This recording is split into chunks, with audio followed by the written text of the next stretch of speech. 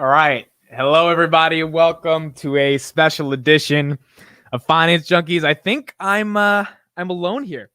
I have some co-hosts, but for some reason, they're not here yet. And I wonder why. I wonder why they're not here yet. Thank you to 90 people being here in 23 seconds. I was here at the same time you 93 people are here, but there's two people in particular that are not here yet. And I don't know why they're not here yet. Well, I think I have a pretty good idea why they're not here yet, but they're not here yet. You know, I usually don't drink while I'm doing the show. I have a nice red solo cup. This reminds me of college. And in this nice red solo cup, I have some pink lemonade because I don't actually drink. But I usually don't even drink anything. You know, I drink some water during the stream, but I have a nice little drink for me today because, you know, there's gonna be a fun episode. Some stuff to discuss. They're still not here yet. I'm gonna text in the WhatsApp. I'm waiting. I'm here. Hello, everybody. Hope you're gonna enjoy. For the 127 people that are here, some of you are Finance Junkies fans, some of you are not. This is a fun podcast I do with 3 other people. I hope you guys enjoy what we are going to be discussing today. Obviously, we're covering Palantir earnings. We've got a lot to discuss. There are 2 bears on this show. In fact, let me show you who those bears are if you don't know who they are. If I just type in Palantir debate Amit on YouTube. Here we go. So these are the 2 guys. Carlos is asking for the YouTube link like he doesn't have the YouTube link. Come on, Carlos. I know you have the YouTube link. Don't play dumb with me, Carlos. Don't play. You guys are never late. You guys are never late. And for some reason, you're late. You're late today. I'm live. We have 192 people. Come on.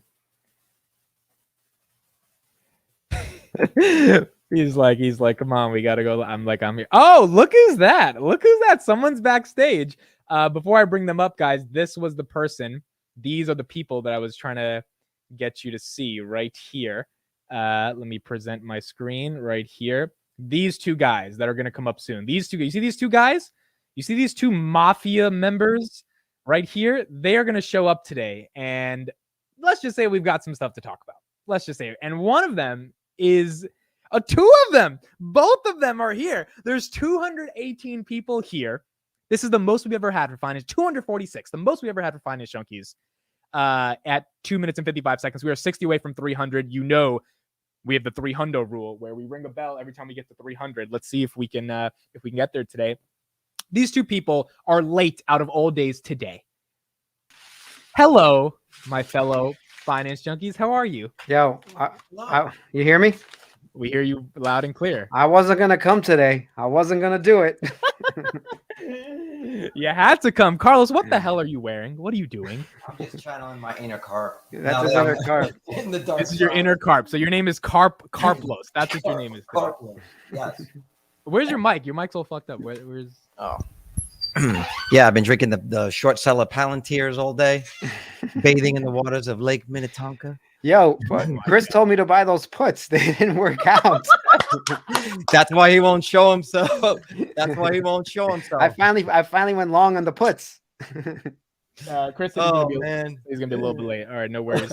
You know, one of the funny things is, bro, you know how we say Chris is always right? Chris at 3:50 had like 50 calls ready to go because he read through the annual report and he was like, holy shit, their costs are coming down. They're definitely going to beat. He notices it 10 minutes before earnings, but it's on Robinhood, but he doesn't swipe up. He doesn't like execute them. And so he almost got another one right. I mean, he seems like a trader. He has a retirement account and then he has an opportunistic account, I guess I would call it. And yeah, that's what he does. He's like, okay, I got 2 minutes to read this whole report and totally understand everything.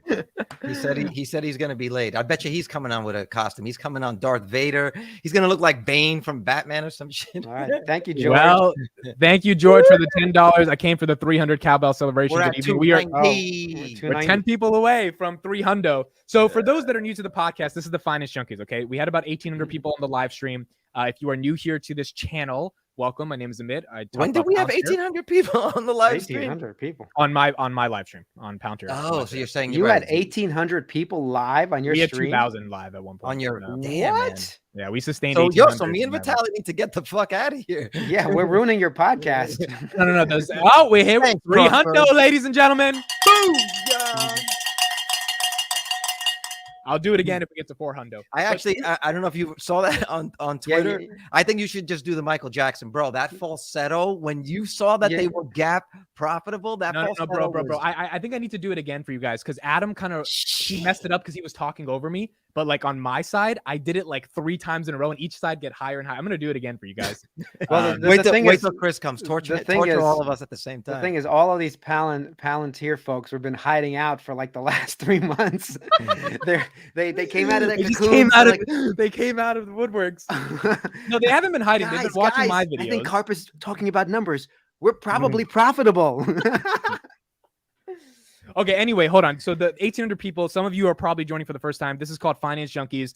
This is a finance media podcast / show that I think one day is going to get very, very big. And there's 4 of us here. We've been doing it. This is our 6th day in a row. I'm officially keeping count that we hit 300 people in a row. Really means a lot. We're on the path to hopefully getting 400 in a row. And we're at 346 already. Damn. Let's see. You know, today's an anomaly because it's Palantir and everyone's hyped, but let's see if some of you guys actually like the show and you continue to come back occasionally every day. We do this 5 times a week. So this is real. This is legit. This isn't some fucking little podcast we're doing on the weekend. Like, no, this is like we're trying to do this. Is like he's been hiding for 12 months. Boom, another super chat. Yo, you know, if you guys really like us, everybody just throw in the $5. All 346 of you. Yo, could you imagine? Throwing like a $5. Hold on. $5. We're going to dinner. 300 people, even if 100 people throw in $5, I'm gonna make sure I split it with all 4 of you guys because usually they let me keep the super chat. He's gonna give us. All right, he's like, I'll throw you some crumbs from the Palantir table. No, because what are you talking about? You're up 30% today, but you're down 56%, but you're up 30%. Oh yeah, you saw that chart that's like every time it goes down and up, they're like, let's go. I just want to point out, by the way, let's fucking go. Where's Doom Shallow? Hold on, listen. I want to point out, I sold out at like $12.50 like 6 months ago. I could still come back in, baby, and I'm still up on the. Well, I'm still down because I bought at 25 and sold at 12.50. But it's still coming anytime. Thank you guys. How much is literally just in the chat? How much is everybody up today? Like, let's just throw in the $5. How much is everybody up today? Boom, another 10. Look at this, 20. Oh my god. Big Ray is clearly up. This is the one Vitaly's talking about. Let's fucking go. Let's fucking go. Right. Thank you, Big Ray. Plate earnings. Here's my profit sharing. Long Palantir, long Aldia. Give me a wrench. Emit. Oh, Big Ray. You don't have a wrench yet? Yo. That guy said, hold on. Oh, we got another one for $1.99. Made $10K today. You give us $1.99. That's just like because he's still down $30K. Come on. I mean, all right. Dude, we need to see the receipts, but Kelly, can you give him a wrench? You can make him a mod, right, Kelly? Can you give him a wrench? You're already a mod, so give him a wrench. Some people all right, let's look at what these are. So we got a lot to talk about, everybody, but let's look at the chat real quick. Someone's up 6K, 8,000, up more than 60K. Goodness, 5K, 50K. Nice. You should do a real poll. How many people are actually up on their entire position? Not today. No, but it's fine. Just to see what your day's game was. I know, but it would be nice to know if anybody actually bought at the lows, bought at $6, went heavy, and is actually doubling. Well, 80% up. It'd be nice to know. Yeah, but most people's average are still in the 16, 17. All right, 30. Listen, honestly, there's some big numbers. Some people who bought at $7, 40K, 5K, 50K, 60K. Look, let me say one thing. Ever since I've started this channel, I've met a lot of rich people who believe in Palantir. There was one guy I met who bought 60,000 shares in a day. I mean, we were talking, and I was just like, damn, like these are people that are just have money, and they believe in Carp's vision, and they're underwater because the market tanked. But maybe Carp really proves them right, and they make a good decision. I'm a man of my word. I'm going to buy some of these. I'm going to buy some of these shares. Okay, so let's talk about that. Let's start off with that's the discussion. Okay, Alex Carp, fucking Carlos. Excuse me. Carp. I'm Carplos. Carplos has. Actually, I should be Carp. I got to get uncomfortable in my chair and like lean. Okay, let me set it up. Then you're gonna go. Then we'll get into the numbers. Okay, so. Carlos has historically not been a fan of Palantir. Now, he has his reasons for it. The number one reason that stands out, and hold on, at 9 minutes and 45 seconds, ladies and gentlemen, for the first time on the podcast, Chris, you're here to experience this. We Chris hit brought his 400. posse. Chris brought the posse. 400. We just hit the 400. Chris, we hit 400. Bro, that's awesome, dude. I just literally just woke up, man. Oh man. But Nice. somehow he's gonna still talk about Weight Watchers. I am, dude. I am. Whatever makes money. Whatever makes my money. live stream, then you have to do it this one. So Well, yo, you're good luck, bro, because literally you woke up, came on, boom, 400. Can you leave and come back like 3 more times? Doesn't Carlos look like Alex Karp today? You like my this is my Flash Michael Jackson. It's like how it's my kind of like my between my Karp and my. You look like Amit, bro. What's going on? It's like the Bloods versus the Crips with the next shit, bro.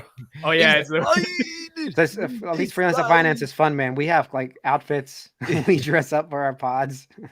Okay, so let me of all days, you gotta let the hair fly free, bro. Let me set this up and then let me go. No, my hair is kind of crazy. The hair is too much for that. Okay, so Carlos is one of the finance junkies who has historically been against Palantir. The reason for this, and I know the 410 people in the chat are about to start laughing when I say this, but his reason is because he thinks they're an evil spy company. Yes, that's actually his logic. You guys can start laughing. That's okay. Some people, they have their own thoughts.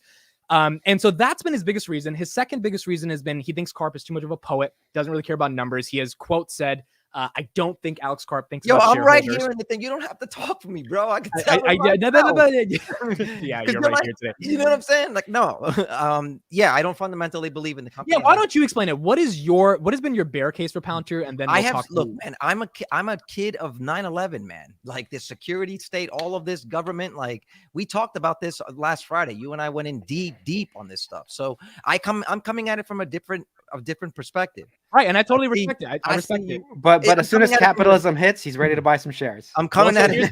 Here's the question. Carlos, you tweeted me today. I thought Vitaly was tweeting, but you tweeted me. Yeah. Why are you going to buy some Palantir shares tomorrow? Yeah, honestly, it's because of your reaction. It was literally because of I know that reaction when you're waiting for something like you've been holding on for a long time. And I'm just kind of like, in a lot of ways, I see you as like a younger brother. And I'm like, yo, I'm going to go in. Believe me, I'm not betting anything that I don't care about losing. Okay, so I love that reason. So you have no conviction in the company. You're just buying it because you like me. Well, the number, look, it was a little suspicious to me that they beat it by 1%, but like, okay, we'll see if it dumps tomorrow, and we'll see if there's it wasn't 1%. It was 1 penny. It was actually like 33%. I just glanced at it, but it was a very, very slim beat. And I also want to see what the insider selling is tomorrow. That's what I really want to see. I want to see what that's all about. Well, Karp just got issued a bunch of shares in tomorrow. Oh, dude, he's dumping right now. Okay, so let's Joel, $5. Thank you so much. Don't have Palantir. Thank you, Joel. Means a lot. Joel, did you say Joel? No, I said Joel. I didn't say Joel. No, you did say Joel. We'll rewind this. You said Joel. Okay, so I guess let's start the conversation here. This is what I want to talk about, and we'll start with Carlos, and then we'll go around the horn, and we'll let the conversation flow. So Karp said, he was asked, the first question he was asked was, what do you think about AI? And he says, look, I don't want to give an overly philosophical answer, but I'm gonna have to. And you and Vitaly have consistently said, we fucking hate this philosopher, dude. Like, give me numbers.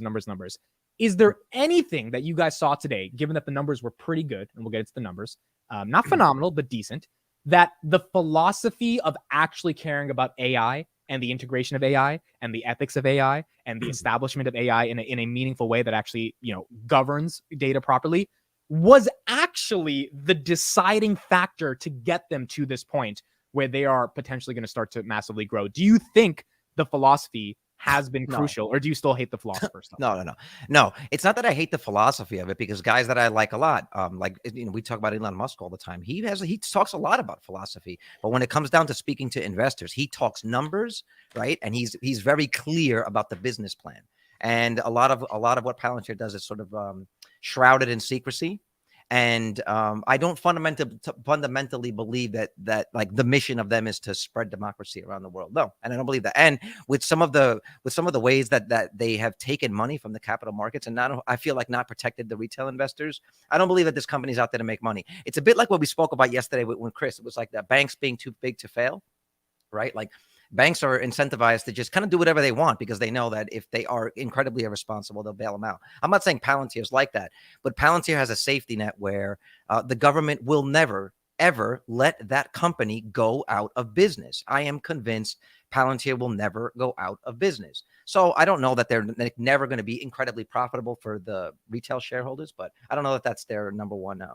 That's their number one priority, right? So, but I'm entitled to that. So I just again, nothing Karp said today about how Russia and China obviously are going to use AI in really malicious ways, and that's why the United States needs to be a step ahead of them, and they're developing that technology. You still think they're a company that's not democratic? They're not wrong in that, but without getting too political, you have to also understand what the United States does around the world to provoke this stuff. So it's sort of a self-fulfilling prophecy. If you spend $750 billion on war every year, you got to have war. You ever watch Wag the Dog? You should watch. Well, they don't spend it on war. They spend it on defense. Some of it goes to right. Okay. Defense. We're defending ourselves. Let's ask Chris, who was a Marine. How did they? Yeah, spend it, I'm Chris? just saying, like, so just to wrap it up. No, for me, what a lot of this came down to is I saw your enthusiasm, your excitement. I know that you've been building this for a long time, and Karp was, in a way, what brought us together. That video, that Battalion I did, analyzing his body language. I contacted which was a great video. Which was a great video. And that was us. That's because Battalion and I not just look at companies or whatever. We like analyze the CEOs and look. And in a lot of ways, that company brought us together. And I feel like that's been a mutually beneficial partnership, right? I don't know. I lost 10,000 because of it. All right. Well, then he paid for it. The bottom line is that I enjoy your enthusiasm for it. And it's like, remember that post a couple days ago, Jeremy posted? I don't know if you read that whole long thread about what he learned over 15 years of investing. Yeah. Like number 6 buried in there was he talked about when you're in like deep call options in margin, like all you care about is the stock price. You're not having fun anymore. And I can actually see how much fun you're having. And I do think it's really important to have fun in your investment. Like I'm a bit older now. I've been investing 20 something years, but in the beginning, it was a lot of fun for me when we would, buy whatever stocks we were buying and watch them go up, Sirius satellite radio or, Universal. But you've made so much money kind of on the market. It's kind of, you've been desensitized. I've been desensitized to how many things are working against us as investors. And how it's almost a miracle if you make money sometimes because of all like we talked about yesterday with the banking, how like they can just immediately stop you from being able to short sell banks. Like arguable whether or not those things should be allowed or not. My point is, though, when I'm watching you, I see a lot of what I was like when I was in my 20s, and I'm like, yo, I'm gonna have fun with this. Plus, I can talk all the shit I want now if I'm holding shares because he's holding one share on the table. I'm gonna buy it in M1. I'm gonna buy a fractional share. Yeah, because you're very ideological about Palantir. So you surprised me when you said you were buying it, but now I get the real reason you were buying it. It's not because you gotta have fun with it. You gotta have fun with it. Look, Wall Street doesn't care about you're talking about the philosophy of AI, and that is something I do want to point out that you did it in a podcast that ChatGPT is a big thing now, so AI is sort of hot. So all these tech startups are being funded, and obviously Palantir, we've discussed this, is going to grow just because of they're in the AI space. The problem is if you want ChatGPT and everybody's like, oh, I got to get some AI. Are you telling me Palantir is now ChatGPT? Is this what you're saying? No, Palantir. Well, I'm asking you, Amit. I'm saying Palantir has built a ChatGPT-like product. I know, but if I am all excited as a business owner that ChatGPT can change my business, and you're going to Karp to say, hey, you have AI, can you do what ChatGPT does? You guys were talking on the pod earlier, and I heard it. You're like saying, oh, yeah, that's what we do. But you don't do that. I think you're making a mistake here. ChatGPT is just the user interface for interacting with a machine. No, ChatGPT is in a language model. That's right. Nothing to do. But this is hold on. Businesses can't use ChatGPT because a lot of that shit is data that's not private, not secure. So their data needs to be trained on LLMs, and there is an AI infrastructure in order to conduct that training. That's what Palantir is selling. Right. So Palantir is adding that. Did Karp say that he's adding that functionality? Is that what's going on? Vitaly, they released this product 3 weeks ago. Okay. And the point is, what he's saying is the demand they've seen. That's why I think they beat on revenue. Got it. Well, yes. So they said AI a bunch of times. So I think, yes, that's what's going on. The other question I have for you is, Karp says in the beginning, we grew where the U.S. market grew by 28% and where we made actually free cash flow, 187 million.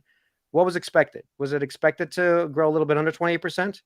Yeah, that's why they 506 million top line. They beat by 525.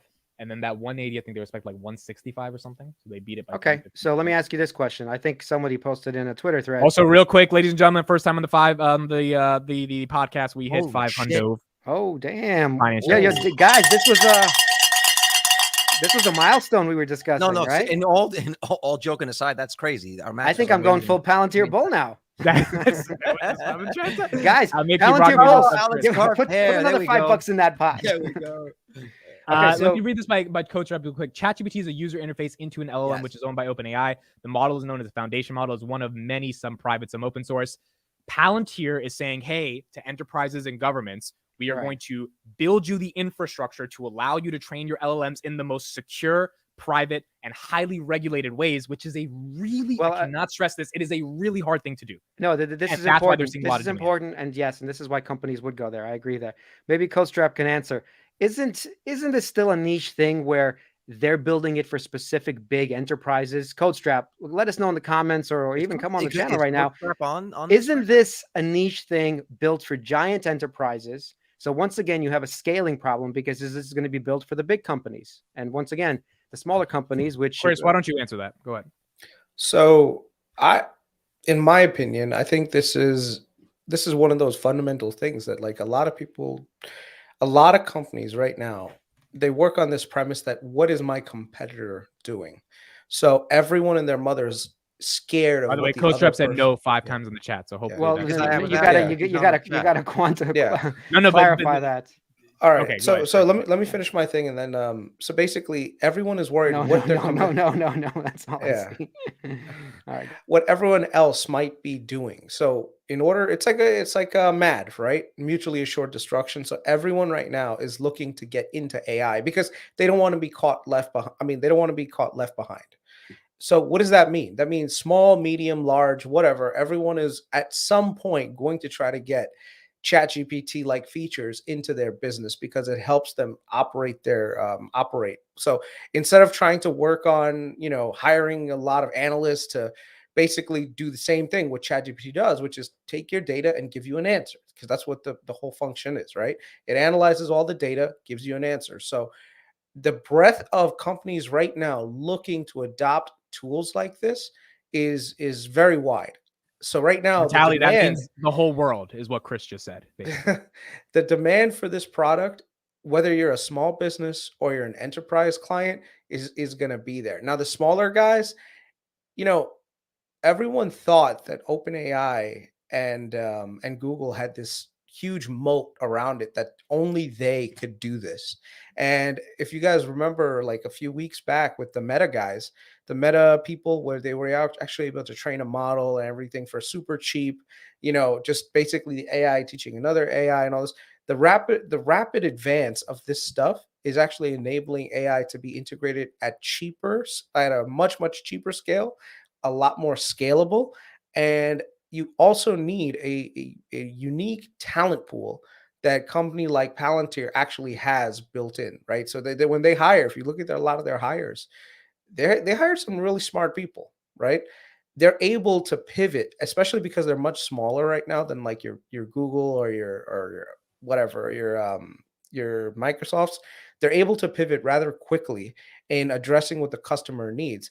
My biggest takeaway from this was that I think they're pushing down market. And as they're pushing down market, if you look at the number of contracts that they had with smaller companies, it's growing fast. I always considered Palantir a problem with regards to their ability to scale. If they figured out how to scale, they would grow profitably. They wouldn't have to keep adding forward deployed engineers. I mean, how many times? Hold on. So this is what I'm asking. I'm asking, and CodeStrap and 20 other people said no, that they are scaling. So at this point, that's what I'm trying to say. This?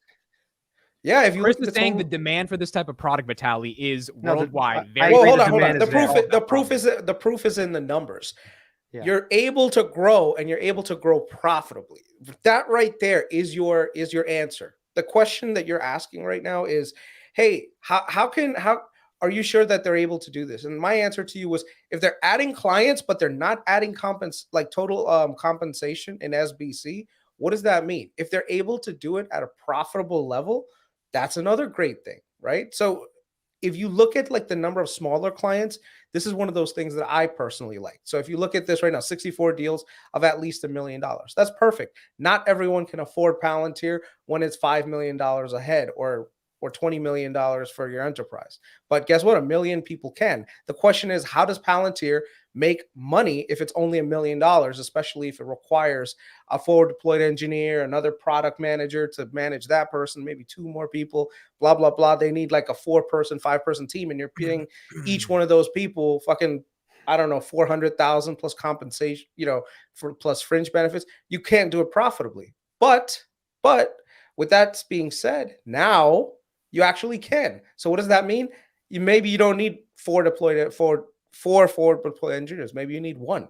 Maybe you need, a remote team. Let's answer this question by Farzad, which I think goes to your point maybe a little bit, Vitaly. Yeah. What if AI gets good enough that it can program the same solution Palantir offers with 0 overhead? Is this possible? Let me take a crab at it, and then Chris, you can go ahead.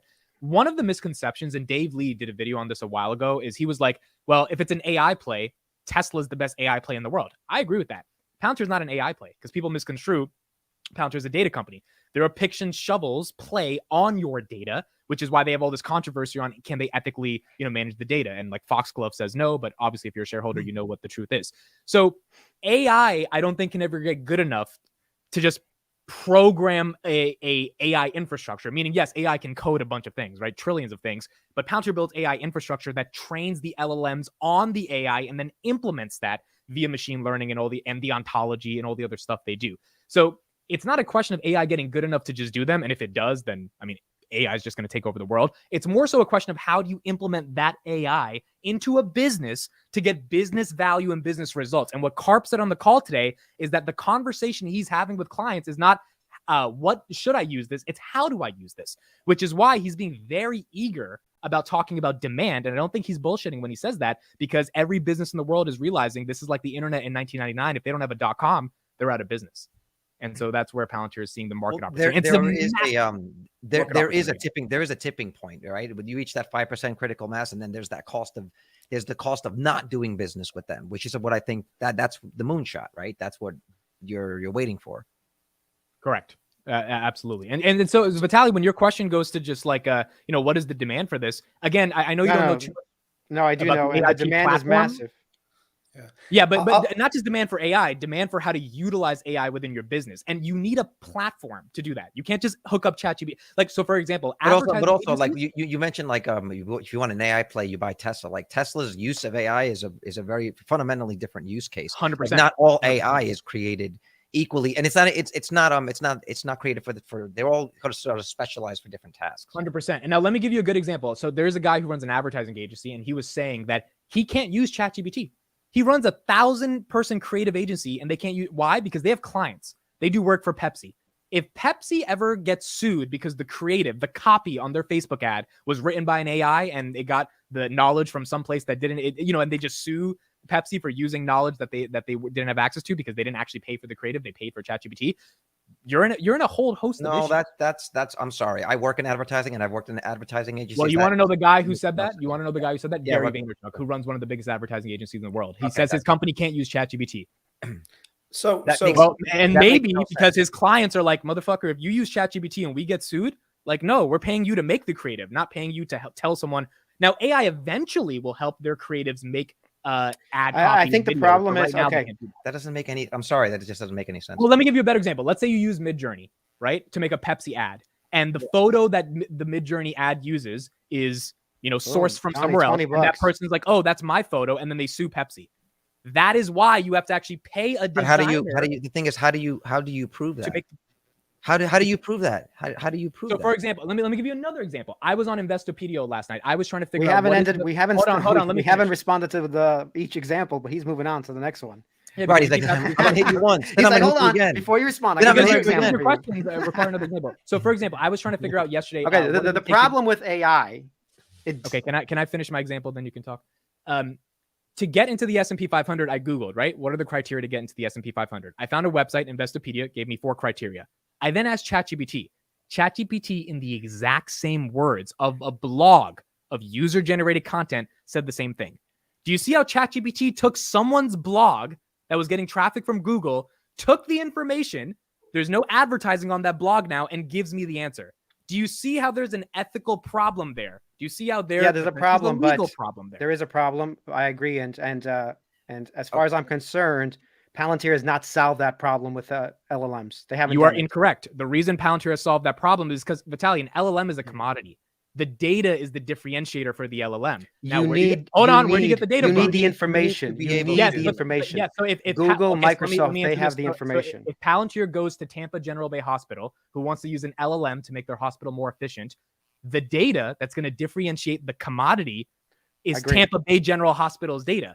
Who are they going to trust to build the AI infrastructure to implement that data? Hey, don't yell at me. Don't you yell at me, bro. That's yelling at me, man. So that's my point. Just to not be too serious. Yeah, I don't Johnny, thank you for the super chat. I will buy the Sierra Benevic. There we go. That's funny. I mean, why are we even? The Palantir bulls come out, and it's kind of amazing because I think we almost have 600 people here. So I am changing my mind about the community. So I have no problem changing my mind for if Carp can make money. By the way, I've always said that I will change my mind and buy into the stock, or at least when I think it's reasonably valued. Because even now it's a 10 price to sale, so I don't think it's reasonably valued. But anyway, you think it's overvalued right now? It's still overvalued, absolutely. Because he makes a little bit of money, everybody gets super excited. Yeah. Chris, what do you have to say about that? What do you have to say about that, Chris? You think it's overvalued, Chris? And the stock compensation. I'll respond with just a slide real quick. Hold on. Here we go, baby. OG Chris is back. He's about to drop. Chris is back. He's about to drop some knowledge. OG Chris is back. That's it. This is all you need. This is literally these two slides that I'm about to show you are the two things that like should just right there click in your head. Okay. Number one, cash from operations and adjusted free cash flow, right? No company that's not doing well is like this. This is a great company. You're starting to see the benefits starting to play out, right? And you're seeing this. So one quarter you can say, yeah, you know what? They kind of just moved people around and that's the only reason why it happened. But you're seeing the positive trend and it's going in one direction, right? Hopefully this is something that keeps up. I mean, this will probably level off. Like you really kind of want to see. I don't think that this changes that much.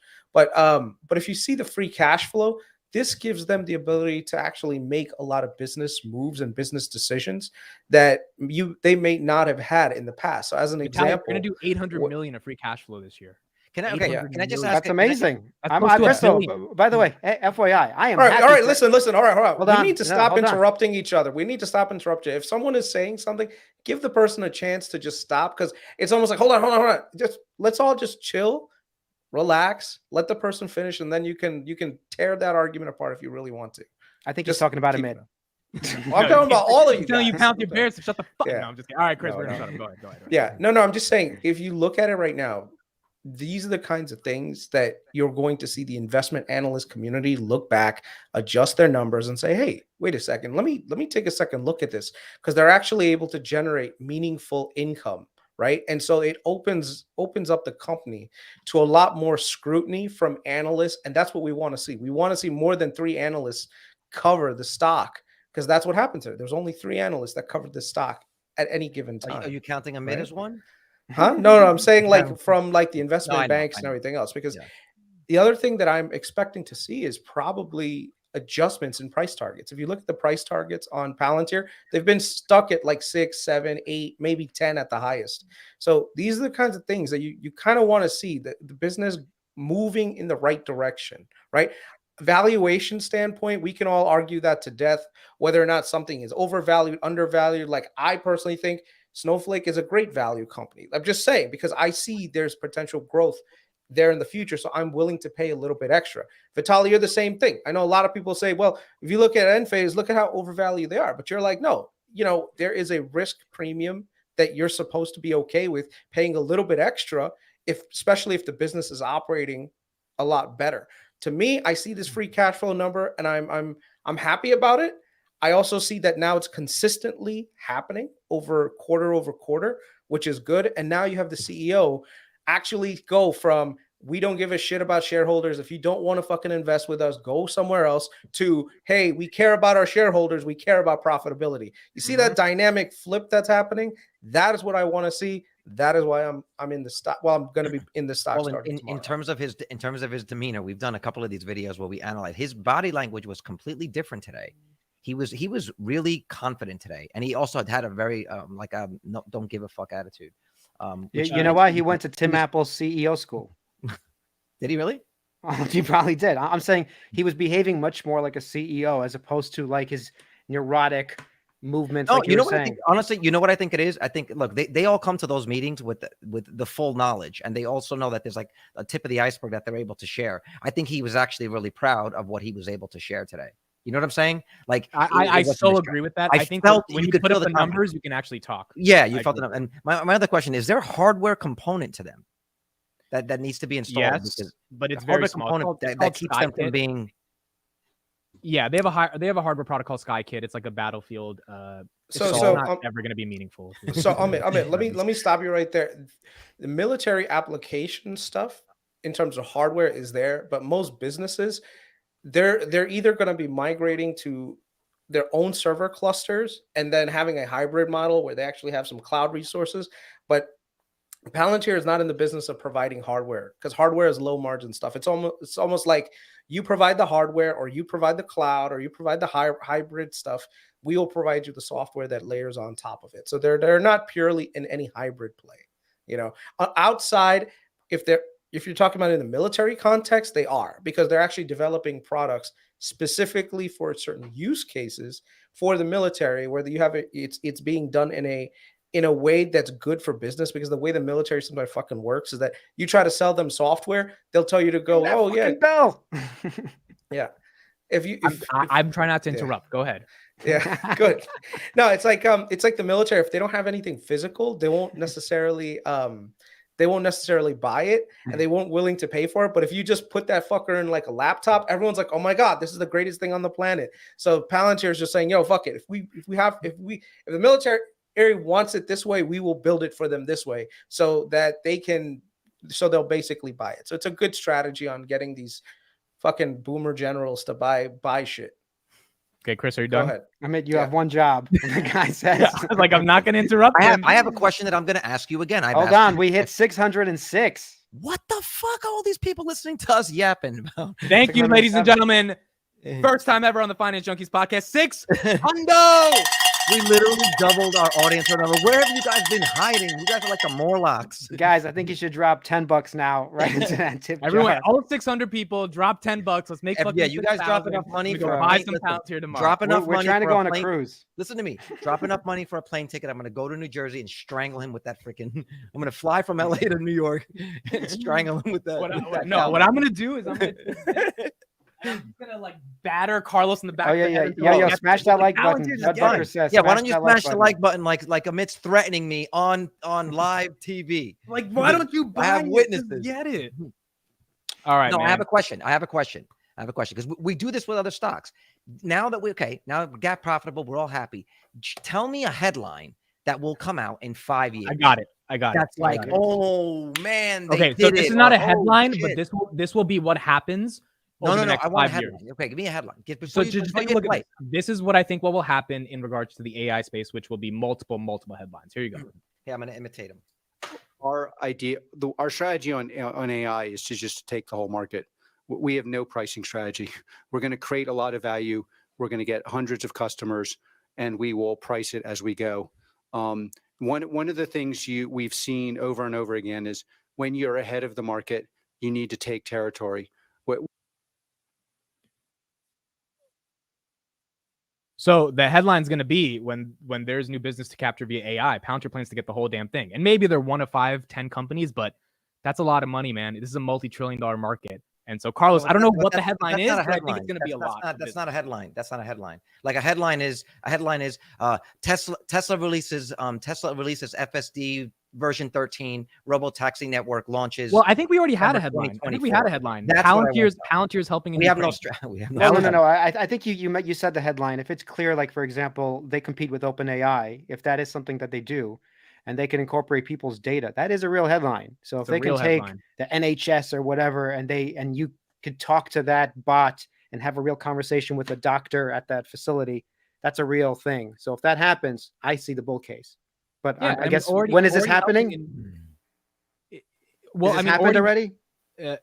Yes, and it's in private beta, their AIP platform, right? We Alex Karp says there's a lot of demand. We'll see, if it materializes. I think already helping in Ukraine is a massive headline that kind of proves their software is a shit. Carlos, let me ask you this question: the NHS is on track to give Palantir $550 million to digitally transform their entire national healthcare system for 67 million people. Do you not think that is a company you should be invested in or know more about. When 70 million people's healthcare is going to rely on their technology. Sure. I mean, I'm all about healthcare, but I don't. No, but how does that not like, holy crap, maybe I should do some more due diligence on the industry is different from the players, dude. Like, there's good people in the oil industry, there's shitty people in the EV industry. It doesn't mean that automatically one thing's good or one thing's bad. I mean, aren't some of the pharmaceutical companies that make drugs that help people also responsible for some of the horrible attacks on people and the economy? It's not a one size fits all. It's not like that. Yeah, I mean, look, the NHS you get past 40, you realize there's no white and black, man. Everything is gray. Yeah, but my point is that the NHS the NHS manages healthcare for 67 million people. They actually really care about poor people, and they really want to make sure everyone has healthcare, which leads to a pretty bureaucratic system that has a lot of wait times, a lot of inefficiencies, etc. They're about to give Palantir $500 million. Right there, the vax distribution. We can go and on and talk about that. Did you see what Chelsea Clinton said yesterday? They want to force vaccine every child. Did you see this? Like, yeah, but see, I'm not getting that political into it. All I'm saying is like, no, Carlos, talking about healthcare. It does. No, it doesn't, because I'm talking about a random person in the UK going for a fucking checkup that now has to wait 3 days because the NHS is bureaucratic and they don't have private healthcare, and they're trying to use Palantir to stop that. That's a matter of life and death in certain situations. They reduced backlogs by 28% in 2 hospitals. That's why NHS is really taking them seriously. I saw so that's my point. I'm like, this is a serious company. This is not a joke. This is not some poetry that you guys are thinking of. This is like millions of people's healthcare is on the line, and they're about to get a contract. I mean, but you're getting all butt hurt right now. Like, no. I'm not even trying to be butt. I'm just saying there's no, because you're all getting all butt hurt. Like I'm just saying there are going to be many more or at least the potential of many more opportunities, administration, healthcare systems that are going to be like, oh, Palantir is controlling the UK, United Kingdom's healthcare. Why don't we take a look at them?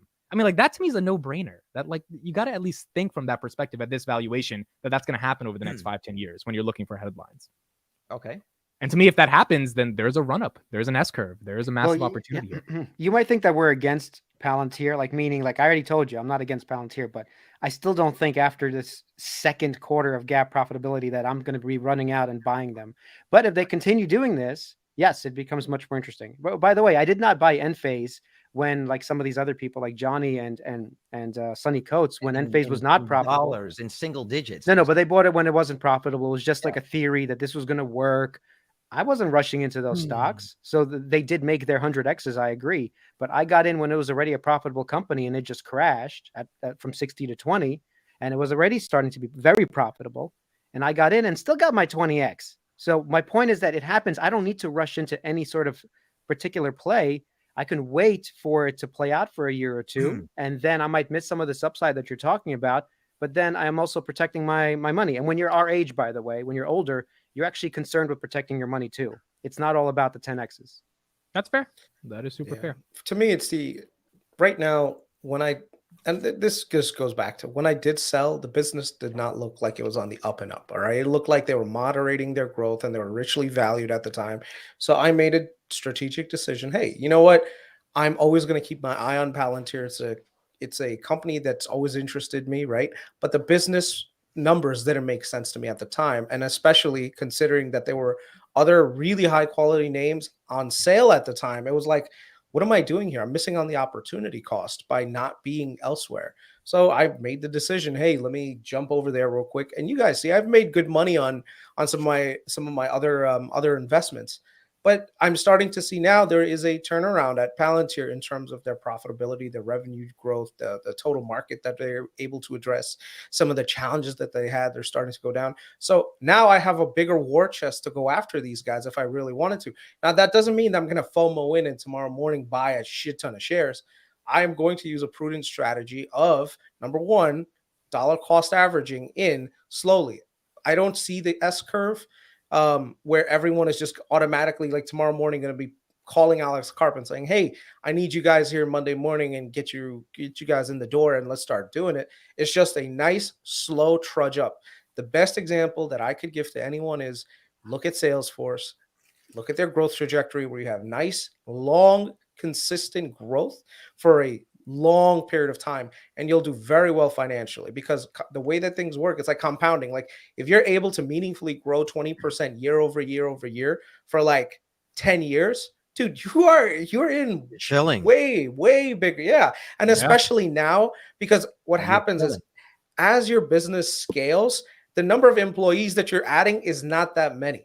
So what ends up happening is all that additional money that you're saving on, it's all coming right back to you as a shareholder, whether it's in the form of free cash flow, which is then distributed among users via things like share buybacks or acquisitions of other companies that you can lop on and integrate into your ecosystem that help you build your business, right? These are the kinds of things where you want to see the money go. So I think that's what we're seeing. We're seeing SBC come down as a total percentage of revenue, which is always good for a software company.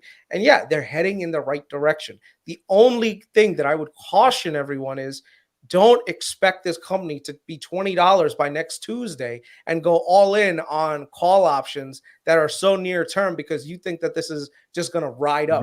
Agreed. You know, that's the only thing that I would be very careful. We still need 2 more quarters, right? Before S&P inclusion, right? I think it's three more. Wait, 3 more? Yeah, it's more. It's you have to prove it, and then you have to apply, and then they have to accept you. It's not. It'll be 2024 earliest, most likely. Yeah. Look, let me do something in the chat. Look, we have 625 people here. I'm gonna put the StreamYard link in the chat. If anyone wants to join, you can ask a question about Palantir because that's a topic for today. But if you don't want to talk about Palantir, ask another question, Robinhood, PayPal, or just a general stock question. Feel free. You can join. You can ask your question, or you can come on and tell a joke, or you can just you have to have a really funny joke. Because I got a funny joke. I heard a joke yesterday. Oh my God. I'll wait to the end. I was dying. I hope you guys find it funny. Wait, someone wrote they slowed it was like a YouTube Shorts and I just broke. Anyway. Yeah. Someone just wrote, oh, they slowed down from 40% to 18%. Bro, you cannot grow your business 40% year over year for the next 50 years. That's not how it works. Eventually, the law of big numbers will catch up to you, in which case you're going to have to take a slowdown in growth. But is it growing at still double digits? Yes. Is it gone down to like the single sec or, like, does it grow like at 5%? Then maybe, it shouldn't be as richly valued, but it's still growing pretty well. Well, right? That's what fucked Tesla. Yeah. Tesla's, they had guidance of 50% year over year, and it was like 47% sell this company's shit. All right, we have some people in the background. What I'm going to do, because last time we did this, it gets a little messy. I'm going to mute everyone except myself, just because we need to hear the question, and then once the question is done, then you guys can say something. But just because it's going to be a little rowdy. So, King Cash, what's up? Welcome to the show. Thank you for being here. What's up, gentlemen? Where are you calling from, sir? What's up? So I live in the mountains up in Silicon Valley. So I know all these tech people. I train them. I do MMA. I own a gym studio in MMA, gym studio in Sunnyvale. Been a big fan of all you fucking sexy guys. You rock. So you're currently in Silicon Valley right now. You live in the mountains. Yeah. Look at these big ass redwood trees. Wow, that is one hell of a life. Okay, that's awesome. That's gnarly, man. And how long have you been following the pod? Yeah, I've been following you guys. Couple other people. I mean, like same thing. I own Palantir. I own Tesla.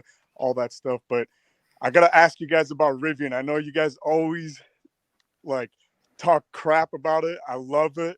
We don't talk shit about it. Yeah. Right, Ali Carlos, this is gonna be your question. This is all you. No, we don't talk shit about it. Yeah, what's the question? So tomorrow. I mean, like, when I look at Rivian, I'm not looking like, oh, I'm going to 10 times my money today. But I am looking at an EV company that's probably going to double in the as far as deliveries, right? So how do y'all feel about Rivian? I know, like, some of you guys are Tesla bulls, so that's my question. I personally saw a Rivian about 3 weeks ago at a parking lot, right? The car is beautiful, sexy car. It's really good looking. It is something that a person would want to buy. All the reviews that I see for a Rivian are amazing. They have a lot of cash in the balance sheet, and they've got Amazon as a what is that thing called? As a partner, right? As they're basically their daddy. So I think you're right. I think that there is a huge bull case to be made about Rivian. It's all going to be about execution and scaling and how they're going to be able to do this profitably.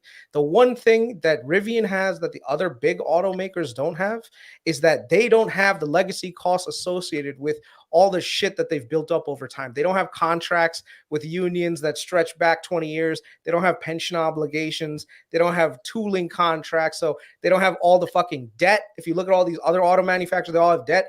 Rivian has cash. They don't have debt. So I agree. If there is one company that is likely to benefit, because remember, a lot of people are thinking that, we're going to see a world where majority of the cars are Teslas. No, that's not how things work. People like contrast. People want to do other things outside of it.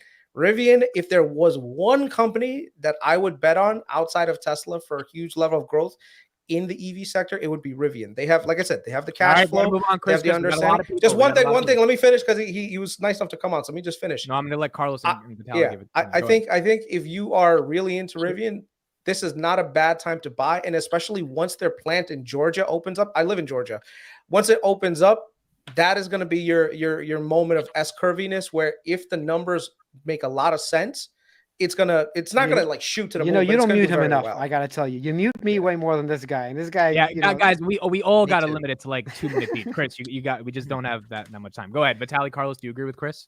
Well, I'll answer quickly. Right now, I took a look at some stats. All right, that's enough, Vitaly. We got to go. That's enough, bro. Shut the fuck up. You're done. Carlos, $13 billion market cap. So if Rivian is the truck supplier, let's say they are successful supplying trucks, that's a bigger business than 13 billion, just the trucks, right? So I can see that growing. The second thing I looked up, they do have $12 billion in the bank right now. So that's kind of crazy. 17 billion. They're burning through that shit. They're burning through it. But if they have 11 billion in cash and they're worth 13 billion, I mean, look, they are burning through it, obviously. But I would say at around the $10 billion mark, round now, basically, I think it's not a bad bet, honestly, because King, it has to be somebody else. Are you bullish Rivian or no? King Cash. I am. I'm super. I mean, like, obviously, I live in Silicon Valley. I see like so many Teslas. Yeah. I own Tesla stock. But same thing, if there's like, I train executives. So like I train MMA and I train executives. So train executives on what exactly? He trained Mark Zuckerberg to kick that white belt's ass. Yeah. Mark Zuckerberg's coach was my coach. So I know all. Wow. You see? That's incredible. Wow. So like, long story short, I see a bunch of Rivians. They're super cool trucks. I think a lot of people in Silicon Valley like love them, all that stuff. The only thing is, they burn through a lot of cash. Let's see how they do. They have earnings tomorrow. If they dip, I'll keep buying it. My average price right now is $19. I'm down, but I'll keep buying the dip. It is a pretty good company, but I know a lot of people like graduates from like these colleges, Stanford, blah, blah, blah. They apply to Rivian. They don't apply to Ford. They're not applying to GM, as far as like software goes. So same thing. I agree with you, Chris. I think it's a competitor. I don't think it'll take over Tesla just because Tesla is in robots. They're doing like so many other things, solar and all that. But as far as like another EV company, I appreciate y'all having me on. Thank you, guys. Thank you, King. Appreciate it, man. I'll just answer that real quickly. Whether Carlos. I've seen a bunch of Rivians in person. It is an absolutely beautiful machine, and I don't think we want a world where it's just Teslas. The problem that I see for Rivian is that they're trying to do this. They're trying to grow the same way that Tesla did, but they don't have the same environment that Tesla did. Tesla went basically unchallenged for 10 years, and they were able to make mistakes without market pressures and fail in public without it really affecting the stock because no one believed in it. Now, every little thing that they do is under a tremendous amount of scrutiny by the markets, and there's a pressure to produce profits. I do think that they will be successful if they can figure out how to make these cars if they can make these cars at scale and become profitable. Another thing that they have, aside from what Chris said, that a lot of other companies don't have is this sort of brand loyalty. Like, look, I own 2 Jeep Wranglers. That was my car for like years. If you're a Jeep Wrangler, and I had Camaros before that, when you're in that culture and you have that car, those people are really loyal to you. And it's the best form of advertising, that referral, right? So you have people that have 5, 6, 7 of these cars in terms of in their lifetime. And I see people doing that with Rivian. It could just see it even online. So I think what the Rivian actually needs right now in order to maybe get to that next level is the Cybertruck to come out. I think we need to start seeing competing videos, tugs. We're going to see tug of war videos against Rivians, and we're going to see see drag races between them. I'm telling you, it's going to be sick what happens. And I think that's what they need. But in the meantime, I don't know how long it's going to take them to get there. But I think there shouldn't be only one. Just remember, dude, their daddy is Bezos. Bro, I don't mind betting on daddy Bezos. Yeah. Oh, man. Real quick, gentlemen. King, we Thank got you one so last much. question for you. How do you keep your curls so luscious? Is what Kelly Oh, says in man. the chat. Why don't you ask Honestly, me and admit that It's question? just genetics. It's just I'm not gonna be like saying anything. It's just genetics. He's like, it. it's the Fellow blood brown of man. my opponents. It's a fellow brown man, dude. You can tell, you know. And Hey, I thank just y'all. want to Thank point you out, for having me. Thank you, Thank man. you. Appreciate it. and King, I know you're off, but before you buy more Rivian, just take a look at a little company called Enphase. Oh goodness. Okay, so here's what we're gonna do. We have some more people backstage. Look, I'm gonna give us 5 minutes per person. So I'm gonna say nothing because I know you three chatterboxes have everything in the world to say. Chatterbox. So I'm gonna ask them to say the question as soon as they hop on, and then you guys, Matt, I see you in the back. I'm gonna leave you for the end, Matt, because I know we're gonna spend some more time with you. So I'll let some other people go first. Ark, hello, welcome. 5 minutes on the clock. What is your question? Thank you for being here. Can you guys hear me? We can hear you well and clear. Yep. How's it going? Good. How you guys doing? I'm not going to take up too much time. I was wondering if you guys can do analysis on generational companies or potential generational companies like 3D printing companies like Mark Forge and eVTOL companies, if possible, just to give a little more variety of companies that are up and coming. Yeah, actually, we've actually discussed this a couple of times where we wanted to, especially eVTOLs. I think that there is a market for those. It's a relatively new technology. They're still going through FAA certification and everything else, but I think that there's a lot of promise for it. There's a lot of use cases and there's a huge unmet need that if these guys are able to figure out how to get around some of the challenges that they've had in the past with moving things. Like an example I'll give you is the cost of moving things with a helicopter and the sound and everything else is like prohibitive of the use cases that they need. On the other hand, all the challenges of a helicopter, they're actually addressing with eVTOL units. So yeah, I mean, and there's a lot of strong companies there too that have backing from like major what is that thing called? Major players like airlines and auto manufacturers, even manufacturers. So like Joby is a good one. Lilium, believe it or not, I'm a little bit like leery on, but even that is actually starting to prove that there is a business use case for it. So there are large investors willing to put money in. So yeah, we could definitely do more analysis on eVTOLs. It doesn't have to be right now, just whenever you guys get time. Yeah. Thank you. I'm actually really into 3D printing. In fact, I have a 3D printer back there. I just ordered another one from Creality. It's a different company that makes them. So I'm totally into 3D printing. The problem is that this has been going on for a decade that I've been into it, and it's never become a massive sort of sector, even though Kathy Wood sort of believes in this. But I do see some winners. I think one of them is, what are they called? DDD? Oh, 3D Systems. Is that it? 3D Systems? There are some winners, I think, and that you can invest in them long term because they're not going away. They've been there already for a decade. So as 3D printing scales, especially with these eVTOLs and other light aircraft and all of this stuff, I could see it winning. I just don't know how long it's going to take. And someone pointed out NNDM, which I did own during the whole Kathy run-up and made some money on. But once again, when is that technology going to be like mass market? I still think it's a long time. So we have, 10 years, 20 years till that's fully there. So are you willing to wait? That's the question. It's like this is even more primitive or like earlier than buying the picks and shovels. You're buying the machine that makes the picks and shovels is like how I look at it. So it's so far removed from like the end case that I think it's really hard to see who's going to be the clear winner. But I do think there is a point when that'll happen. I just don't know when, right? And like we talk about all the time with all of the other companies that have been smashed the last couple of years, I only have so much focus. It's like I'd rather focus my beam on something and see it versus have a floodlight. I want a spotlight, not a floodlight, Well, I do want to point out that 3D Systems is one of the biggest manufacturers for 3D printed parts. So if someone's going to win, it's probably going to be them if you did want to make a small allocation. And someone's mentioning Desktop Metal, which I'm also into. I wish I could buy their machine. Yeah, I mean, it's still a little bit of a newer company. I don't know where they're going to, I don't know where they're headed, but they've got a lot of cachet right now. So I don't know. Well, okay. We there's more to say there. We can just move on. Ark, where are you calling from before you leave? Virginia. From where? Virginia Beach.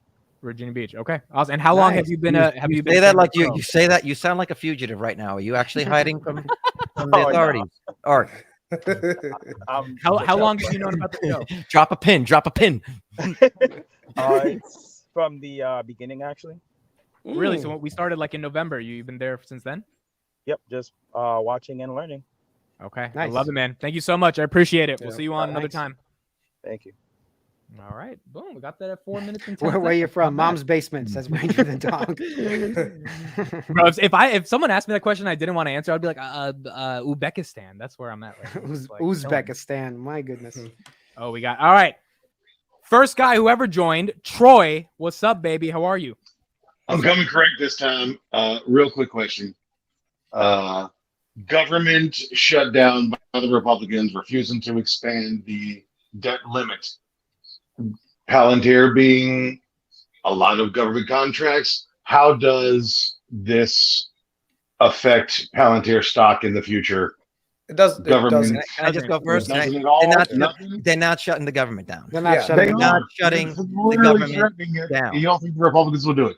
No. They already approved a debt ceiling of 1.5 trillion. See, They did it the like thing, months ago. no, but the thing is, the Republicans own the same stock the Democrats Yeah, own. You forget. exactly. And Okay. so, Yeah. so as soon as They're they not shut shutting it down, down. guess what happens to the market and everything? Yeah. That affects them. Right, everything will tank. It's Listen, Palantir every being move they use it 90% against government them. contracts, like, Yeah.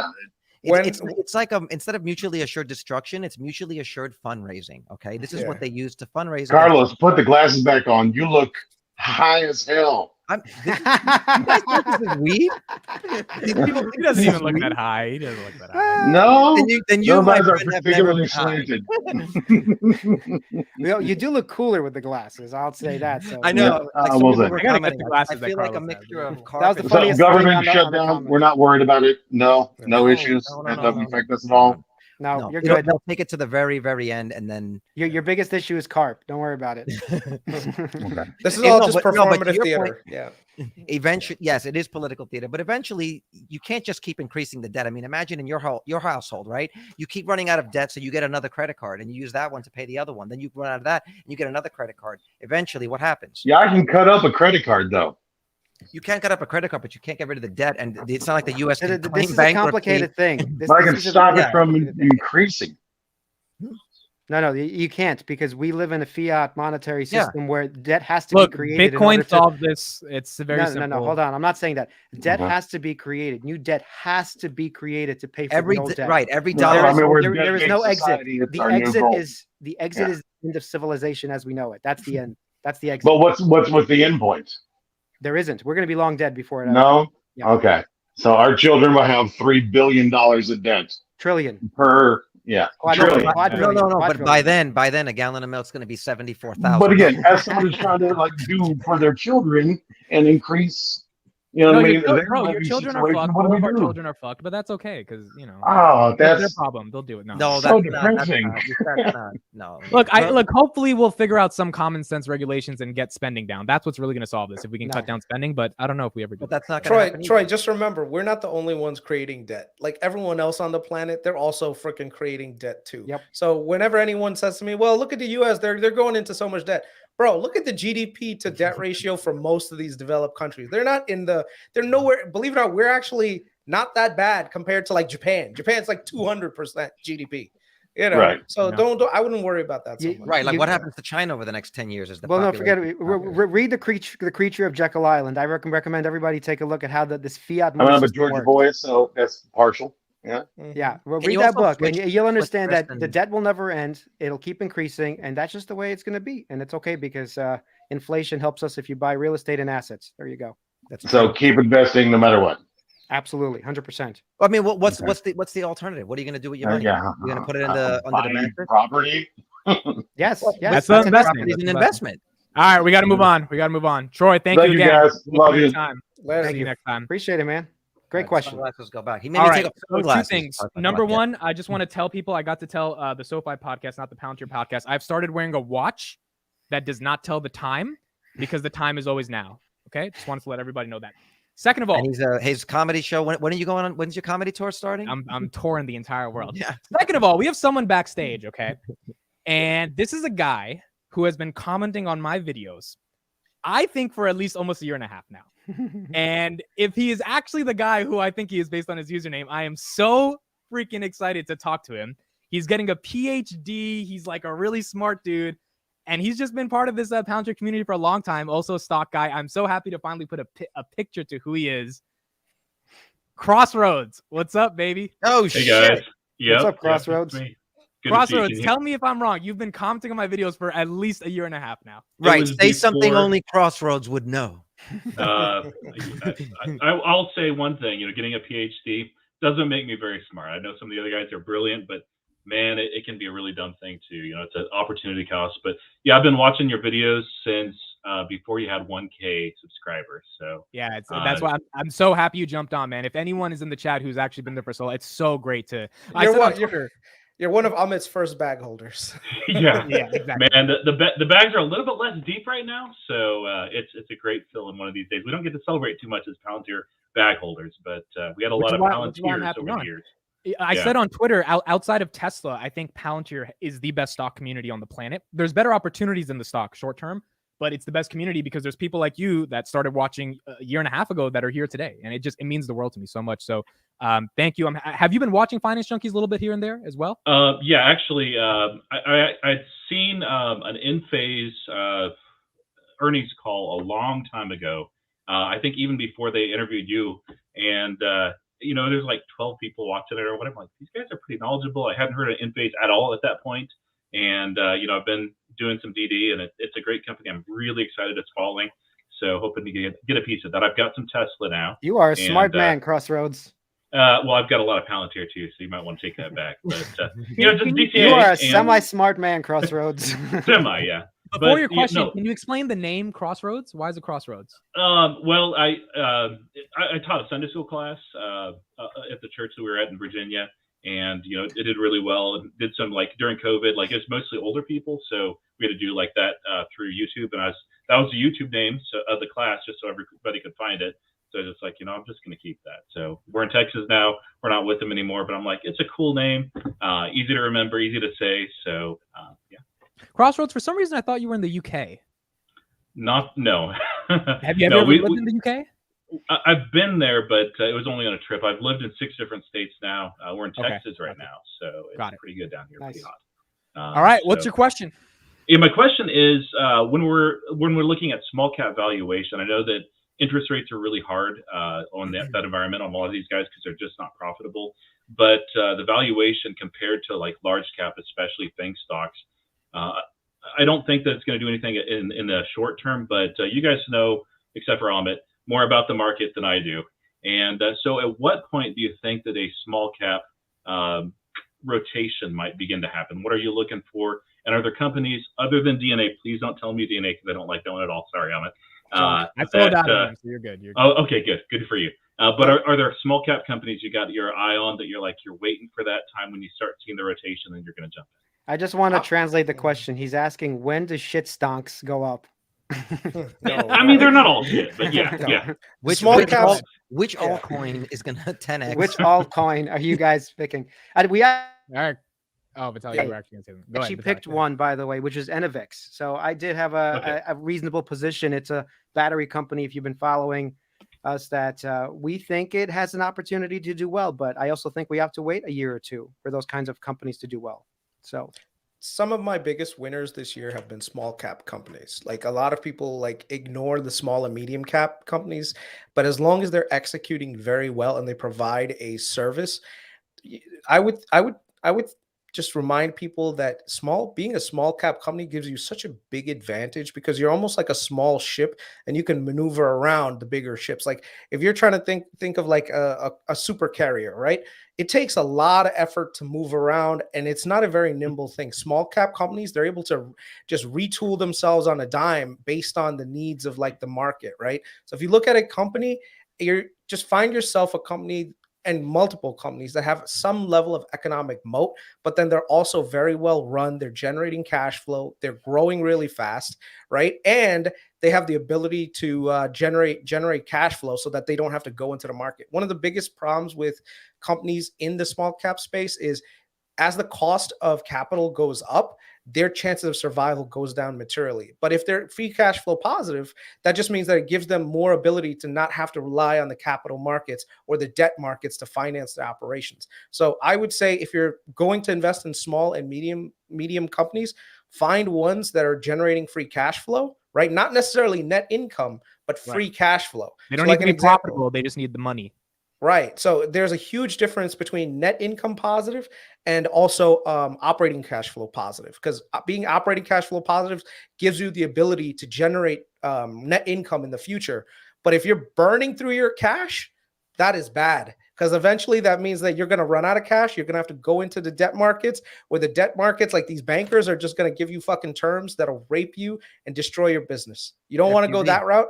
And you don't want to go into the route where you're issuing all this equity, and then guess what? Like in the future, you're not going to be able to grow out of that, and you're going to have a huge float. So I would say look for companies that have strong balance sheets, a lot of cash on hand, generating free cash flow, and are able to generate some kind of moat around their business that they're very unique with, and they're actually very nimble with, and you'll do very well. You know. Awesome, thanks. The one company, because you're a PhD, I don't know, what is your PhD in? It's actually Bible exposition, so it's preaching, teaching, theology, writing, scholarly writing, that sort of thing. That's so cool, man. That's so freaking cool. It's like my sister's a doctor. She studied biology, and I was at her defense. That is tough. I had a lot of respect for her. She just went up there for like 2 hours or whatever, and I'm like, wow, that's after studying for 10 years. You know what I mean? You got one more fight. So kudos to you. It's not everyone that can do that. That's Crossroads. When do you finish the PhD? I'm at least 8 months away. I just had my dissertation prospectus accepted 2 weeks ago. My mentor assigned last week. He's very well published. He's an awesome guy. I'm just getting to know him a little bit. But yeah, that prospectus was 165 sources, 27 pages, and I had to do so many drafts. It was just ridiculous. So, are you using ChatGPT to help you at all? Actually, yeah, I've used it a few times, but you have to be careful that hypnosis. I mentioned that a couple of times, but it's a real issue. And I think AIP, not just go back to Palantir, I think that's really going to help a lot, because it will absolutely invent sources that do not exist. So, like as an example, real quick, I have a very niche dissertation topic, and I had not found anyone that had covered it, but I'm like, maybe ChatGPT knows something that I don't. And so I asked it, hey, has anybody done something on this? And it referenced 5 books, and I was like, okay, give me 5 more books. And they're real books, they're real authors. And I said, okay, like where is that found? Give me a page number. It doesn't have access to that, but some of those are public documents that it does. And it invented quotes that sounded amazing that don't exist. And then I was like, well, what about journal articles? What about dissertations? And it actually at that point with dissertations started making up journal articles and dissertations that don't exist, people that don't exist. And it would say, okay, well, go over here to this seminary. And it's like, nope, that seminary does not have a record of that person at all ever existing. And so I'd ask it, and it'd say, oh, no, it was over at this one. And so I'd ask it again, and it'd say, no, it's actually a journal article that was this. And I look at that, it was just making it up completely. And so now I've done something, and it doesn't do a perfect job with this, but whenever I'm doing something critical like that, I'll just ask it to give a confidence score associated with each of its answers, and it does a good job with that. It's done some great things for me, though. Like German, I do not know at all. And some of these guys are German theologians, and I'm like, okay, help me out here. It's a little bit better than Google. It still will make up meaningful words it does not know. Yeah. Oh, no, I'm just saying the fact that you're saying ChatGPT is making up fake shit for a PhD, I'd wonder how an enterprise or an advertising agency might be scared of using ChatGPT. But no, I'm sorry. This is like I work in that business, man. Like, okay. Let's just move on. I don't want to argue. Seriously, I don't want to. All right, Crossroads. Thank you so much, man. You're welcome on anytime. I appreciate it. You guys are awesome. I just know what I want to do. I want to take the Bible. I wanted to answer the last because I did read the 100-Bagger book. I don't know if you guys read that book, but the guy says look for companies where the revenue is growing massively over time. So even if it's not free cash flow positive, if the revenues are growing 40%, 50% compounded, and it has an escape velocity that's happening soon, then those are the companies you want to look at as well. Yeah. Obviously, free cash flow positive, that's an easy one to pick. But Well, in this market, believe it or not, there's a lot of companies that are free cash flow positive that aren't getting a great valuation. Whereas Right. 2 years ago, 3 years ago, you could have just had revenue growth without zero free cash flow growth, and people will still would have ate it up. I think now people are valuing like, hey, we need to. The fact that you can actually find companies that have free cash flow that are not trading very well is actually a big indicator of where we are in the current market cycle. You know, I think we're closer to the bottom of a market cycle with a lot more upside than the other way around. You know. All right, we got a couple more people. Yep. That's why Trade people in the with chat talking about skill. shorting Lucid right now. I'm like, what are you guys talking about? It's probably not a good idea. Trade with skill. What's up? I know you from Twitter. Thank you for being here. What's your question? Yo, can you hear me? We can hear you. What's up, man? Can you see me though? We can't see you. Maybe see a ninja star. Your camera's not on. Or what happens when StreamYard shows this is you have the wrong input on your camera, your webcam. Interesting. Are you on a desktop or phone? Laptop. I think I can figure it out. It's gonna be really bad. So you click settings on camera. Yeah, there you go. What's up? Can you see me? What's up, man? Awesome. I love Nice your to meet hat. I you love guys. your hat. Thank you. Yeah. I just wanted to say, congrats. Today was a big day for Palantir. I was the crazy guy at my university wearing Palantir hat, Palantir long sleeve, and Palantir socks. So I had to get all the good luck charms out for today. How old are you, bro? I'm 21. And what's your actual name? My what? Your name. Your actual. He Andrew. doesn't, dude. He's a minor. Get What are you people to doing, disclose that, man. Nobody be asking Come him his on. real name. Okay, we'll just call you Skill. I'll just call you Skill. No. Skill. Andrew's good. Andrew's good, of course. Andrew, yeah. Oh, Andrew. Okay, love it. Okay. Yeah. So, Andrew, you're in university and you are an intern at Bloomberg from your Twitter. So, you're going to be interning with them over the summer, correct? Yes, June 1st. Yes, I'm excited. And what are you going to be doing for them at Bloomberg? It's an analytics and sales position, which is what most people go into as an intern. So you basically learn the Bloomberg terminal and everything that has to do with that. So I was a coder there, by the way.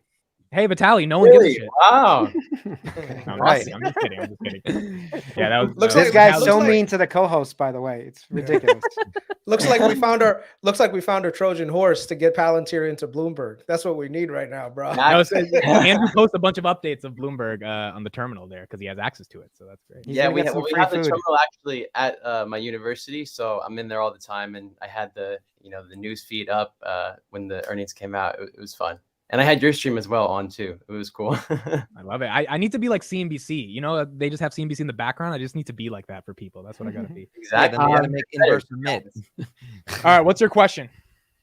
Yeah, I just had a question about SoFi. If you guys can give your take on whether you think it's a buy or a sell right now. I actually entered into a good amount of leaps when it was under $5, around 470. I'm up around like 37% right now, so doing really good for myself. But what do you guys think long term for SoFi? My leaps are 2 years out. Just want to get your thoughts. Vitaly, go ahead. You can start. I would say it's sort of dangerous right now. I wouldn't go pretty heavy, but having 2-year leaps and it's not a big position for you. Yeah, small, under 5%. Yeah, I mean, like I wouldn't care. I have a small position in SoFi too, but right now I'm not expecting great things with banking. And I think Chris is in love with one bank right now, but Truist. I don't know. I would stay away from the sector for the most part. Yes. Okay, Carlos. With SoFi? Yeah.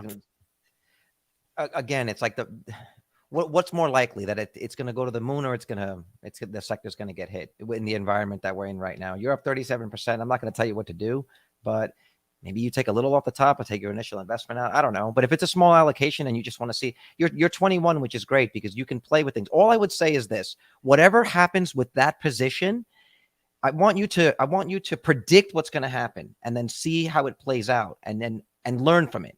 Right. So if you say, I'm going to hold on to it for a year and I'm expecting this, if it's correct, then cool. But if it's incorrect, see where it went wrong and learn from that. Because And you're learn how 21. greedy you were. Well, no, but it's just about how you analyze things because you can have the best case in the world for it, but then the macro can change on you or some things can happen. So all I'm saying is if it's a small allocation in your position, just make sure you absolutely learn something from it if you don't make money from it. And if you do, great, but don't get cocky and think that you can repeat that every single time. I've seen that. The third time you go to the well, you get burnt. Don't get too greedy with it. Also, make sure you're doing a fair comparison with other companies that are out there in the same space, because there's actually a lot of value in the banking sector, in my opinion, where there have been a lot of big sell-offs with profitable banks.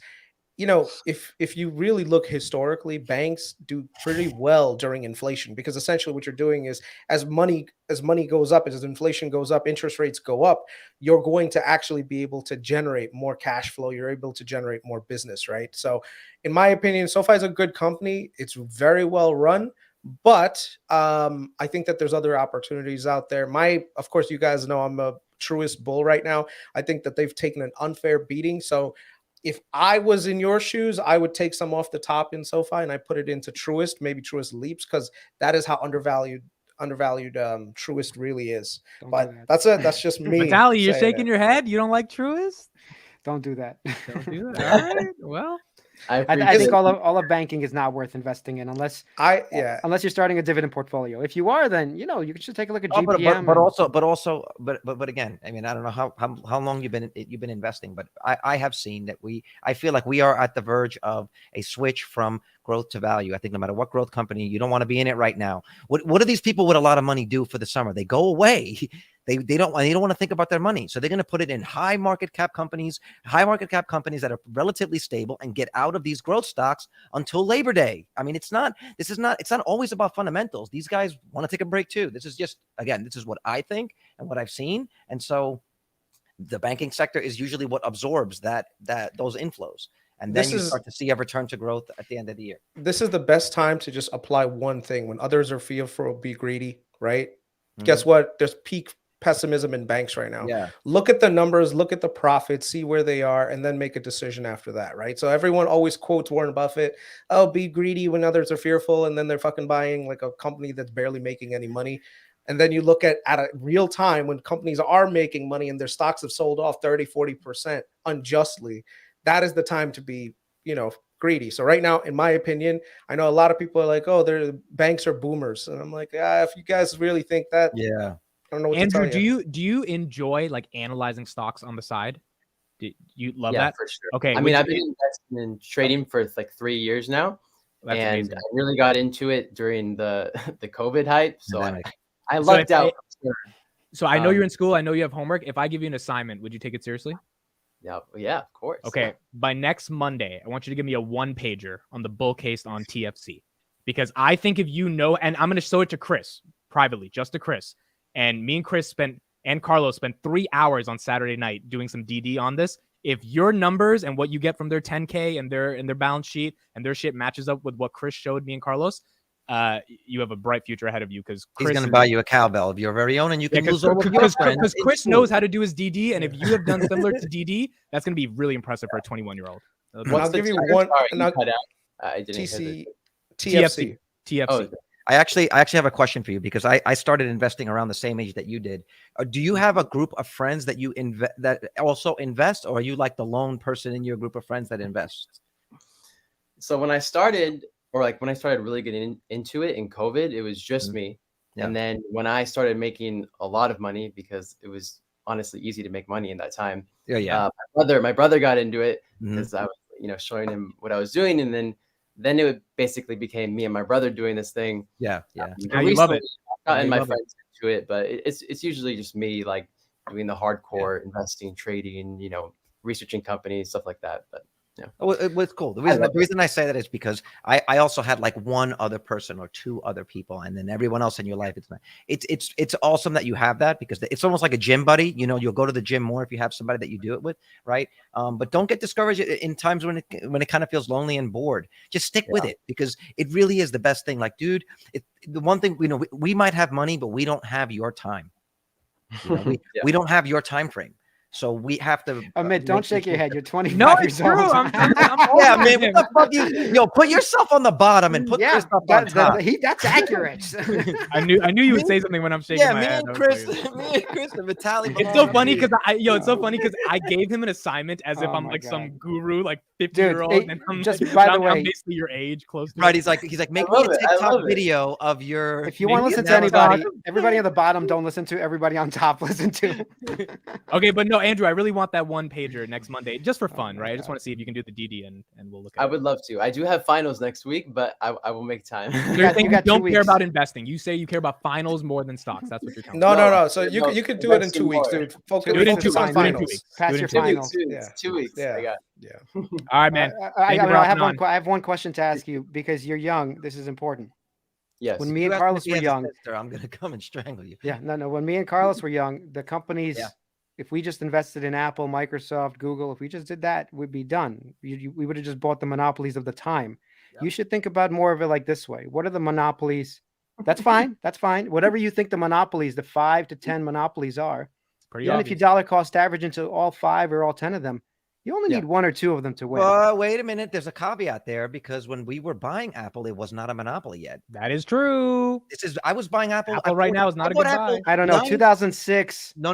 By 2009, it was pretty much done. Yeah, but I'm saying I'm buying Apple in 2000, 2001. That's fine. But you could have bought. That's fine. That's fine. Even if you bought it in 2009 or 10 or 11, you still would have 10 extra money, by the way. So, but buy monopolies. That's the bottom line. All right, he's got to go to some party because he's in college right now. Enjoy your night, Andrew. Appreciate you. Thank you all so much. I love you guys. This podcast is amazing. Thank you guys. Thanks. Focus on yourself, and the girls will come later. No, focus on the girls. Yeah, and don't show girls your portfolio on a first date. That is not sexy. Don't. Unless it's Olin Palantir, then you got to show them. All right, man. See ya. Bye. It's like that gets all the ladies. All right, dude. It's all right. We got 2 more left. We got Scott. We got to make Matt Money. Been waiting for Matt Money for a while. Scott, gotta. What's up, Brody? What's up, guys? I just want to absolutely repeat what Trade with Skill just said, that he appreciates you guys. So do I, and I'm sure so does the other 300 people who are watching this, maybe more today because it's Palantir. 588. Where are you at? I can't see it. 588. We got 588. I'm seeing 588 on the video. Yeah, that's amazing. That's what's up. So I want to say real quick, I'll make this fast. I worked all day. I had my real estate continuing education from 4 o'clock to 8 o'clock today. And of course, markets close at 4. I'm in Eastern time. So I was like, I'm not looking at Palantir. Not looking. And I had 2 family members text me. I said, don't fucking talk to me. Don't tell me. I don't want to know. Put it aside, finish my stuff. I get home and I literally 10 minutes ago, I just got on here with you guys 10 minutes ago, finished the 2-hour podcast that Amit had. And man, was I happy. I was happy.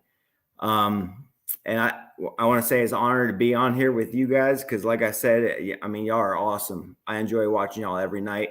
I make it at least 5 of the 6 nights. Are y'all 7 or 6 nights? We're doing 5 nights. We're on 8 days a week. I mean, you're doing Sundays, aren't you? We're doing Monday through Thursday and Sunday, and eventually we'll do the others if we.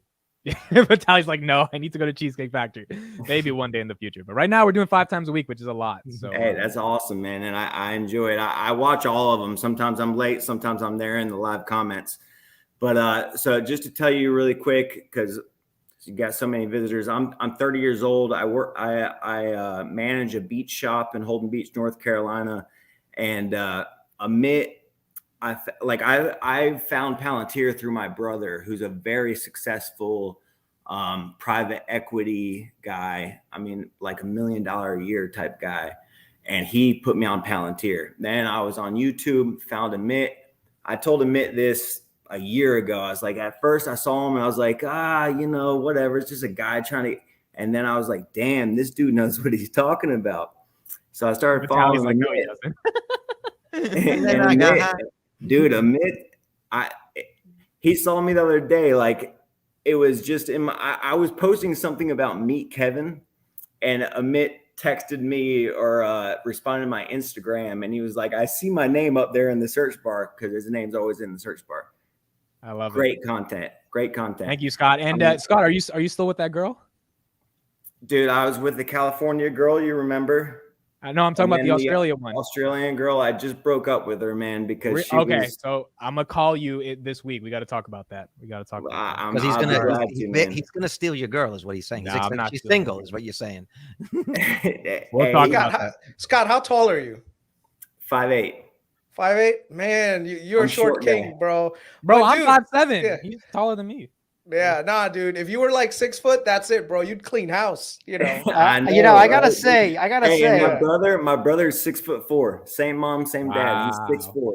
I gotta say, first of all the people coming on, first of all, they're all guys, but we got a good-looking audience. I'm not joking about this. Yeah. You know, because we got fucking MMA. We got MMA. Bro, the first time on Carlos earlier with the glasses, like Cheech and Chong, you look like you're ready to smoke a blunt.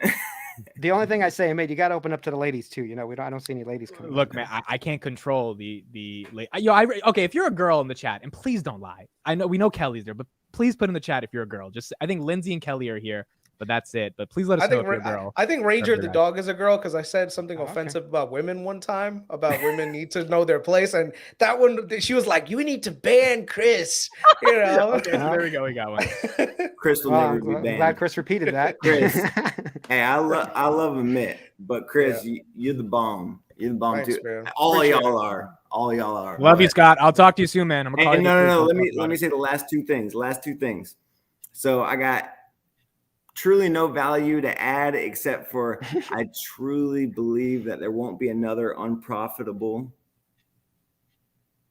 Palantir quarter. Yeah, there won't be another one. They will be in the S&P 500, and it'll be $100 stock within the next 2 to 5 years. Nice. Okay, there we go. There we go. That was a prophet. That was a prophecy. Thank you, Scott. We'll see you next time. Yo, if he's right, he should take over your channel. That should be the. Dude,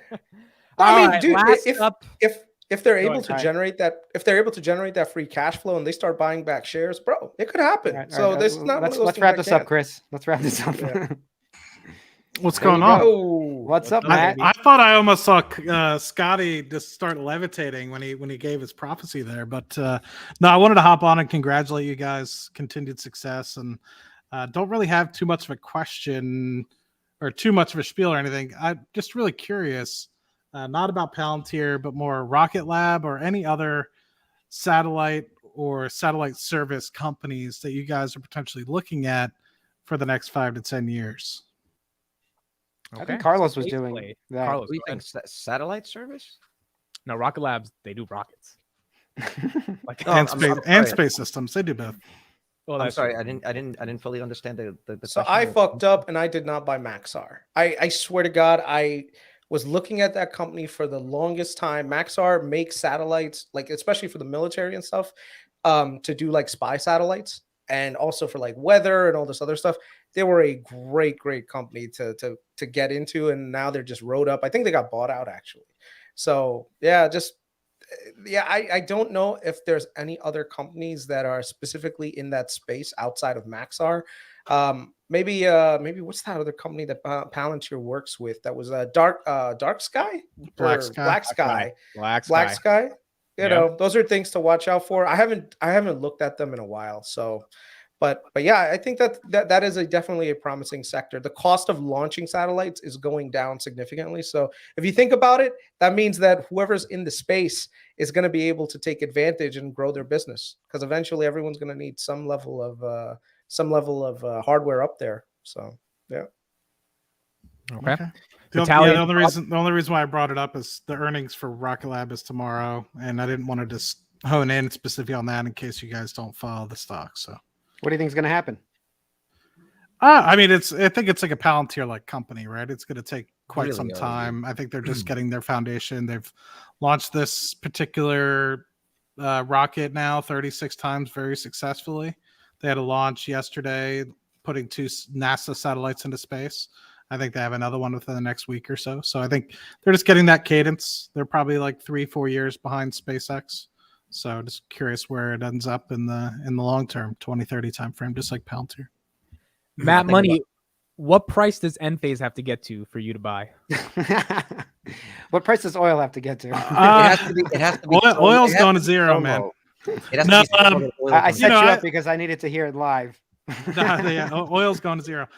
Negative $38 a barrel again. I think Enphase, while it's a promising company, I said a lot with Chris on thinking that solar systems are going to be much more of a large company sort of ordeal. You're seeing companies like Amazon, Microsoft already buying up large amounts of solar and having their own solar field. So to having personal sort of solar fields, I think it's going to be a little bit more dated. But the thing I don't understand, which you have a lot more of a knowledge of, V and Carlos, is the microinverter piece, which I don't really know too much about. Let me ask you this. Do you remember, or maybe you don't remember, but back in the good old days of the 70s and the 80s when mainframes were a thing, everybody's like, who would want a personal computer? Do you remember that? Mm-hmm. Nobody wanted a personal computer. Who would want a giant thing in their house? As solar prices come down, and it's coming down another 80%, that's predicted. Agreed. Yeah. What's going to happen is that it's just going to be impossible to avoid to put it on your house. And regulations are changing right now in California, other places where new bills have to put it on. So I think you're mistaken about that. You're thinking more it's still centralized. And I think it's going to be mostly a combination. There's still going to be both, but it's going to be a lot of decentralized. I will say there will be both, because not everyone is going to be very close. I mean, you have to look. Majority of people are centered in cities, but there is a large fraction of the population that is not close to existing infrastructure. So those guys that are off the grid will definitely have to have some sort of, sort of usage. And I think a lot of those people already resort to solutions like solar. So I'm not a person that is vastly against renewables. In fact, I think it's going to be something that continues to grow at a 20-30% compound annual growth rate over the next several decades. But I think the big problem is you have these people that if you kind of bring into the room, hey, I'm for renewables, or hey, I'm for oil, they both think that either one is a crock of shit. But in reality, they have to survive in tandem, and it has to be together. Absolutely. We're making 100 million barrels of oil a day. And you think about it, the United States last year made 21 million didn't make, but they used 21 million barrels of oil. And you have to think this infrastructure has been created over the past 100 to 150 years, since the late 1800s. And it's just going to take a lot of time, money, and effort on all parties to be able to get us to a reasonable renewable infrastructure, just like we've built over the past 150 years with oil and gas. So it's truly a transition. I don't think a lot of people think about that. And I think a lot of times people focus on what the mainstream media has to say. So I'm hugely looking forward to it. I think offshore wind is going to be huge as well. And I don't think a lot of people are recognizing that. There's a lot of money going into it in Europe and Southeast Asia, specifically Taiwan, Japan, Korea. They're all looking at how they can incorporate not just offshore wind, but also solar, and making sure that they can meet the 2015 Paris Agreement. So it's a huge, if you really start to dive deep into it, it's a huge undertaking that I think a lot of people didn't give a lot of credit to, but it's really starting to see a big movement. So before we end the pod, I just want to ask you, what is the price you would buy Enphase? He's too busy buying Palantir. But I'm asking, he's already in Palantir. So what is the price you would buy it at, or the valuation that you think that you would actually go in and have some upside? I'm curious. I would say I have a very rudimentary, if not non-existent, knowledge of Enphase, but just looking at some of the details that you provided a week or so ago, with how much capital they're creating and money they're making, for me to really start to dive deep into it, it would have to go below 100. Not to say that, because I honestly don't have any due diligence or anything done on the company, but I honestly would start to actually clear my calendar if it got below the 75 or close to the $50 range. But like I said, that's just because I have went from 100 to 75 to 50. This is called someone who doesn't want to fucking buy a stupid phone. He's like under 100, 75 to 50, possibly $20. So I'll just be blunt. If it gets to 5 cents, I'd consider it. I work in the oil and gas industry. I work for a super major oil and gas company, and my biggest position is Shell. Not because I work for the company, because I don't work for Shell particularly, but I honestly think that their renewables portfolio in the next, I'd say 10 to 15 years is going to be pretty significant. And I think Total is also doing a really good job. So if you look specifically at renewables as a whole, I want to say NextEra Energy. Sorry, I'm dancing around your question. I like NextEra Energy. I actually owned them for a while. Yeah. NextEra, I think their pipeline's like 28 gigawatts or something of the like. It's above 20, below 30 gigawatts.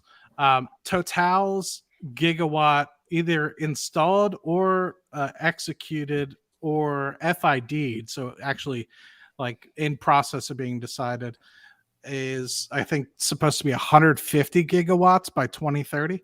So I believe that a lot of these oil and gas companies have so much capital, they're going to be able to add so much to the renewable space.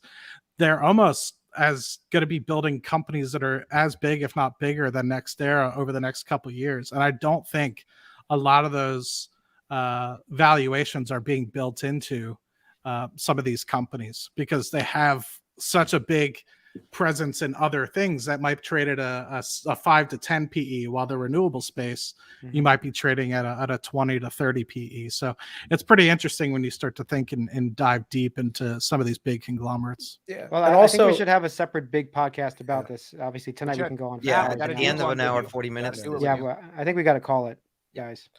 yeah. Chris. Yeah. All right. No, All right, Matt. no, I Well, appreciate by the way, that. Matt's YouTube is in the description. You guys should check him out. Very knowledgeable. I just put it in the chat. A lot of divvy stocks, Amazon, tons of he talks about everything. And his Twitter is on his YouTube. You'll check him out there. Big Palantir bull as well. You guys rock. Continued success. Continued success. Thank you, Matt. Means the world, man. Thank you for supporting. See you on the interwebs. Bye. All right. So that's it. Finance Junkies, hour 40 minutes. Thank you all for joining for Palantir. If this was your first time here, we're on Monday through Thursday, every day, 10 p.m. Make sure to check out tomorrow. See if you like it. We're talking about Robinhood. You got to cover PayPal, a bunch of different stocks. And thank you for 600. Guys, tonight. I want to also cover this eventually. I'm Celsius. starting to convert, man. You like Celsius? Okay. Yeah, I don't get the jitters. We should look at it. He also, always delays us for 5 more minutes. Go ahead. I do it just Well, to no. annoy you, Vitaly. Uh-huh. That's what it seems Carlos, like. go ahead. No, just real quick. People ask me all the time if I have my own Twitter. I actually did go and start my own Twitter so we can have the Freelancer Finance Twitter sort of be like an official mouthpiece for the It's channel. called VR Carlos. Yeah, RV Carlos. I'm on the move. RV Carlos. Wait, do you actually have your own Twitter, Carlos? Yeah, I'm gonna put it in the chat. I'm gonna Put it in the chat right now. Yeah, so we got So Twitter. it's Twitter, Sphere Cube, the Twitter. You can check me out. Yes. If you like what you've been seeing, if you like a lot of what you've been seeing on Freelancer Finance for the last month, I'm sort of migrating a lot of that nonsense that I do on Freelancer Finance on my own Twitter. And you got to use this as your profile picture. This right here, this setup you got going on. This is what I want. This on the thumbnail, bro. This is my Finance Junkie thumbnail. He needs a better thumbnail. There we go. No. But anyway, I just wanted to say thank you to everybody. This has been a lot of fun, and this was one of the most fun podcasts, and definitely the most fun thing I did today. Yeah, and seeing people around the world actually join and just say hi. I mean, like it's really special building a community, and and we just hope almost 700. Almost 7. Yeah, it was 650 at one Yeah, point. this is bananas. I want to see that. And I know it's Palantir earnings day, but if some of those people that come every other day and they start enjoying the podcast, hopefully, we keep growing and keep it going from there. So, all right, later. Thank you, everybody. Good night. We'll see you tomorrow. Guys. Thank you. Bye-bye.